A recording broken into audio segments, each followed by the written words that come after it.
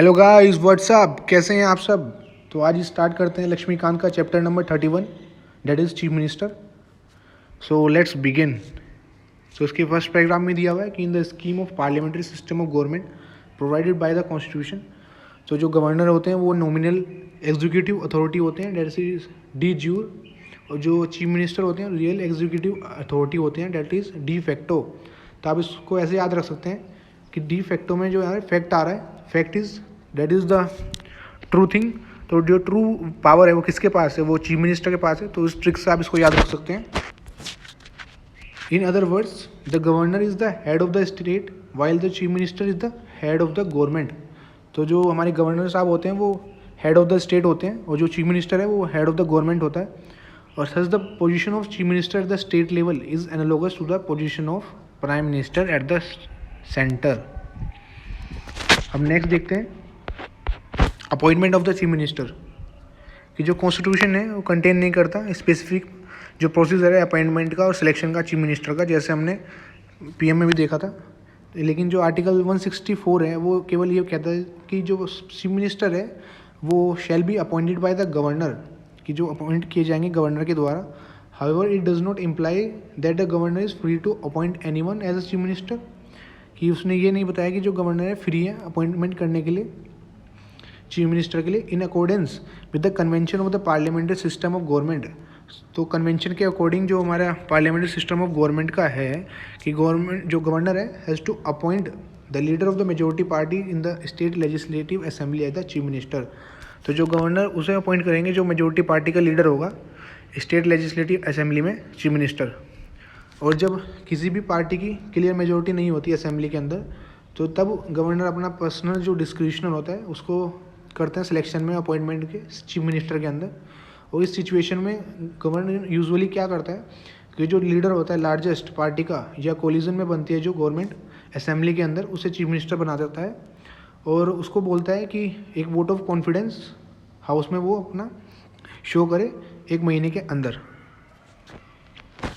दूसरा, जो गवर्नर है may have to exercise individual judgement in the selection and appointment of the chief minister when the chief minister in office die suddenly. और दूसरा, जब chief minister की death हो जाती है सडनली, उस केस में भी जो गवर्नर है अपना जो जजमेंट है इंडिविजुअली एक्सरसाइज करते हैं सिलेक्शन में और अपॉइंटमेंट में चीफ मिनिस्टर के। The ruling party usually elect a new leader and the governor has no choice but to appoint him as a chief minister.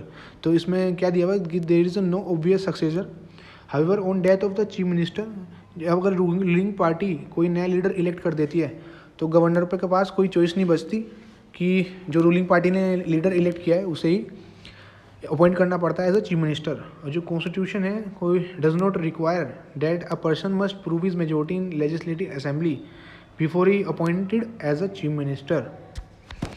तो ये भी क्लियर हो गया कि जो कॉन्स्टिट्यूशन है वो ये भी इसमें भी ज़रूरत नहीं है कि जो पर्सन है उसे प्रूव करनी पड़ेगी मेजोरिटी लेजिस्लेटिव असेंबली में किससे पहले है, कि जिससे उसे चीफ मिनिस्टर से बनने से अपॉइंट करने से पहले उसे प्रूव करने की ज़रूरत नहीं है। The governor may first appoint him as the chief minister and then ask him to prove his majority in the legislative assembly within a reasonable period. तो लेकिन जो गवर्नर है वो पहले अपॉइंट करता है उसको चीफ मिनिस्टर की तरह और फिर उसके बाद उसको बोलता है कि वो प्रूव करे अपनी मेजोरिटी लेजिस्लेटिव असेंबली में within a reasonable period. This is what we have been done in a number of cases. Next paragraph में दिया हुआ है कि a person who is not a member of legislative assembly can be appointed as a chief minister for a 6 month. कि कोई भी person जो legislative assembly जो होती है हमारी उसका अगर मेंबर भी नहीं है उसे भी चीफ मिनिस्टर बना सकते हैं, लेकिन 6 महीने के लिए। और 6 महीने के अंदर उसे इलेक्ट होकर किसी भी हाउस के अंदर जाना है। अगर वो ऐसा नहीं करता तो उसके बाद वो सीएम का जो ऑफिस है वो भी उसे छोड़ना पड़ेगा। और नेक्स्ट पैराग्राफ में दिया है कि कॉन्स्टिट्यूशन के हिसाब से जो चीफ मिनिस्टर हैं वो मेंबर हो सकता है किसी भी हाउस का, स्टेट लेजिस्लेशन का, कि एमएलए भी हो सकता है वो और एमएलसी भी, दोनों हो सकते हैं। यूजुअली जो चीफ मिनिस्टर है वो सिलेक्ट किया जाता है लोअर हाउस से, कि जो लेजिस्लेटिव असेंबली होती है। But on occasion of on a number of occasion जो मेंबर है अपर हाउस के लेजिस्लेटिव काउंसिल के उन्हें भी अपॉइंट किया गया है एज अ चीफ मिनिस्टर, जो हमारी विधानसभा और विधान परिषद होते हैं। अब देख लेते हैं ओथ, सैलरी और जो टर्म है चीफ मिनिस्टर की। कि before the chief minister enter his office, जो गवर्नर है वो एडमिनिस्टर करता है उसकी oath of office of secrecy. तो चीफ मिनिस्टर उसमें स्वीयर करता है to be a true faith and allegiance to the constitution of India और टू अपहोल्ड द सॉवरेनिटी और इंटीग्रिटी। तीसरा कि वो फेथफुली और डिस्चार्ज करेगा ड्यूटीज अपने ऑफिस की। फोर्थ है to do right to all the manner of people in accordance with the constitution and the law without fear and favour, affection और इल विल। और in his oath of secrecy जो chief minister है swear that he will not directly और indirectly communicate to any person, कोई भी matter जो उसके अंदर लाया जाएगा कंसिडरेशन में, और become known to him as a state minister except as may be required for the due discharge of the duties as such minister. तो जो चीफ मिनिस्टर होते हैं ना ही डायरेक्टली और इनडायरेक्टली कोई भी कम्युनिकेट नहीं करेंगे किसी भी पर्सन को, कोई भी मैटर जो किसी भी मिनिस्ट्री के रिगार्डिंग उन्हें बताया जाएगा, एक्सेप्ट कि इस केस में अगर उस काम को करने के लिए उस मिनिस्टर की ज़रूरत हो तो उसको मैटर डिस्कस कर सकते हैं। अब नेक्स्ट मैटर देखते हैं पैराग्राफ में। जो टर्म है चीफ मिनिस्टर की वो फिक्स नहीं की गई है, तो वो होल्ड करते हैं जो office till the pleasure of the governor.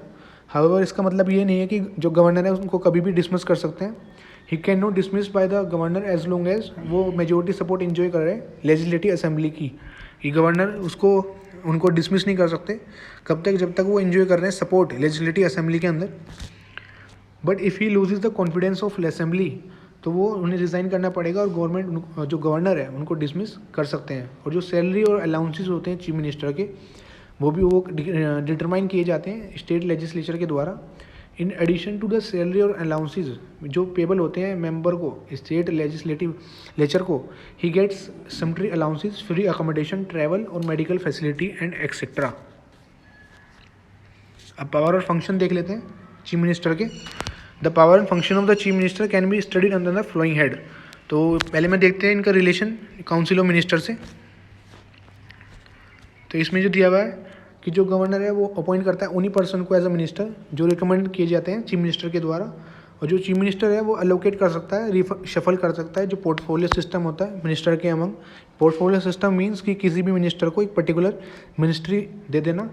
और जो सी होता है ही कैन आज का मिनिस्टर की उस किसी भी मिनिस्टर को चीफ मिनिस्टर बोल सकता है कि रिज़ाइन करने के लिए, और गवर्नर को भी एडवाइस कर सकता है कि इस मिनिस्टर को आप डिसमिस कर दीजिए अगर किसी भी उनके जो विचार है उसमें कोई डिफरेंस आ रहा हो।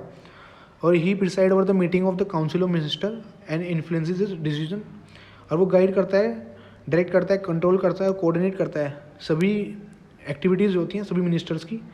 ही can bring out the collapse of council of minister by resigning from office.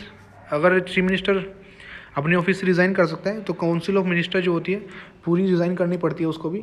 Since जो चीफ मिनिस्टर होता है हेड होता है काउंसिल ऑफ मिनिस्टर्स का, तो उसका रेजिग्नेशन और डेथ ऑटोमेटिकली डिसॉल्व कर देती है पूरी ही काउंसिल ऑफ मिनिस्टर्स को। और जो रेजिग्नेशन और डेथ होती है किसी भी मिनिस्टर की दूसरी तरफ, तो एक केवल वैकेंसी क्रिएट करती है जो चीफ मिनिस्टर बाद में भर लेता है, तो उससे पूरी काउंसिल ऑफ मिनिस्टर डिसॉल्व नहीं होती। अब देखते हैं इन रिलेशन टू गवर्नर। तो जो चीफ मिनिस्टर है इंजॉय करते हैं ये फ्लोइंग पावर गवर्नर के रिलेशन में। तो पहली है जो ये प्रिंसिपल चैनल है कम्युनिकेशन का बिटवीन गवर्नर और काउंसिल ऑफ मिनिस्टर के। तो इस ड्यूटी में जो चीफ मिनिस्टर है कम्युनिकेट करते हैं गवर्नर को सभी जो डिसीजन होते हैं काउंसिल ऑफ मिनिस्टर के related to the administration of the affair of the state and proposal for legislature. और affair means in politics events to furnish such information relating to the administration of the affair of the state and proposal for legislation as governor में call for। वही same point हो गया, बस थोड़ा deep चला गया। If the governor so required to submit for the consideration of the council of minister, किसी भी मैटर पे जिसपे कोई डिसीजन किसी मिनिस्टर ने दिया है लेकिन उसे काउंसिल ऑफ मिनिस्टर द्वारा सहमत नहीं किया गया है। और बी पॉइंट है इसमें he advises the governor with regard to the appointment of the important officials like attorney general, chairman members और SPSC के और स्टेट इलेक्शन कमिश्नर के एंड सो ऑन। तो हो आपको ये पूरा ए पॉइंट उसके अंदर 3 और बी पॉइंट क्लियर हो गया होगा। अब देखते हैं in relation to the state legislature. तो जो चीफ मिनिस्टर होता है वो ये फॉलोइंग पावर इंजॉय करता है as a leader of the house. तो ये 3 है कि इसमें फर्स्ट है कि वो गवर्नर को एडवाइस करता है इन रिगार्ड टू की समनिंग एंड प्रोगोइंग सेशन जो होते हैं स्टेट लेजिस्लेचर के कि उनको बुलाने के लिए और उनको कब एंड करना है। और रिकमेंड करता है डिसोल्यूशन लेजिस्लेटिव असेंबली का गवर्नर को किसी भी समय। ही अनाउंसेस द गवर्नमेंट की पॉलिसी को अनाउंस करता है on the floor of the house. और अदर फंक्शंस ऑफ पावर देख लेते हैं कि इन एडिशन जो सीएम होता है ये फंक्शंस परफॉर्म करता है, उसके पास ये पावर होती है कि वो चेयरमैन होता है स्टेट प्लानिंग बोर्ड का। दूसरा, वो as a vice chairman act करता है of the concern general council by rotation, holding office for a period of 1 year at a time. See, he is a member of inter state council का member होता है and the governing council of NITI Aayog both headed by prime minister. Inter state council हम आगे भी पढ़ेंगे। It means कि जो भी इंटर वाटर डिस्प्यूट्स दो स्टेट्स के बीच में होते हैं उसका ये मेंबर होता है। डी पॉइंट है कि एक चीफ स्पोक्स पर्सन होता है स्टेट गवर्नमेंट का, और क्राइसिस मैनेजर भी है, क्राइसिस मैनेजर इन चीफ किसी भी पॉलिटिकल लेवल पे during emergency. He is the crisis manager in chief at the political level during emergency. और as a leader of the state he meet various section, लोगों के बहुत section से वो मिलता है, उनकी जो मेमोरेंडम है तकलीफ़ें उन्हें रिसीव करता है। और ही is the political head of the service. And last point is very important, who is the political head of the services. So he is the chief minister in the state, thus, and it's PM at the central level. He play a very significant and high crucial role in the state administration. However, जो discretionary power है governor के द्वारा enjoy की जाती है, reduces to some extent the power, authority और influence prestige जो role होता है चीफ मिनिस्टर का स्टेट लेजिस्लेटिव में और एडमिनिस्ट्रेशन में। इसमें दिया हुआ है कि जो डिस्क्रिशनरी पावर जो गवर्नर एंजॉय करते हैं, तो जो सीएम की पावर अथॉरिटी को होते हैं कम कर देते हैं एडमिनिस्ट्रेशन करने में। अब रिलेशनशिप देख लेते हैं गवर्नर के साथ कि जो फॉलोइंग कॉन्स्टिट्यूशन के आर्टिकल्स हैं उसकी रिलेशनशिप दिखाते हैं। तो आर्टिकल 163 जो हम ऑलरेडी डिस्कस कर चुके हैं कि there shall be council of minister, chief minister के साथ हेड पे कि जो एड करे एडवाइस करे गवर्नर को उसके फंक्शन को एक्सरसाइज करने में, accept in so far as he required to exercise his function or any of them in his discretion। और आर्टिकल 164 बताता है कि जो चीफ मिनिस्टर है वो अपॉइंट किए जाएंगे गवर्नर के द्वारा, और जो अदर मिनिस्टर हैं वो गवर्नर करेगा अपॉइंट, पर किसके एडवाइस पे, सीएम के एडवाइस पे। और जो मिनिस्टर्स होल्ड करेंगे office during the pleasure of the governor, ये भी डायरेक्ट क्लियर हो चुका है। जो काउंसिल ऑफ मिनिस्टर है वो कलेक्टिवली रिस्पॉन्सिबल हैं to the legislative assembly, that is the bedrock principle, very important. इसमें थर्ड पॉइंट देख लेते हैं, article 167 is the duty of the CM and it's also very important कि duty of the PM is mention in article 78 and it the duty of the CM डिट is mention in article 167। तो डायरेक्टली आपसे पूछ लिया जाता है कि where the duty of the CM is mention, तो ये आर्टिकल 167 है जो हम ऑलरेडी डिस्कस कर चुके हैं तीनों पॉइंट पहले भी, कि वो कम्युनिकेट करेगा गवर्नर को सभी डिसीजन काउंसिल ऑफ मिनिस्टर के फर्निश करेगा, और कोई भी जो काउंसिल ऑफ मिनिस्टर कोई किसी मिनिस्टर का अगर डिसीजन को कंसिडर नहीं करते तो उसके रिगार्डिंग अब आर्टिकल्स देख लेते हैं। First is article 163 council of minister to aid and advice. Article 164 हम देख चुके हैं, और article 166 conduct of business government of state का। 167 हो गया ड्यूटीज़ सीएम की, और 177 है right of minister at respect to the houses. तो गाइज हमारे चैप्टर यहाँ पे कंप्लीट हो गया है, and if you have any doubt you can ask me in the comment section. Please hit the like button.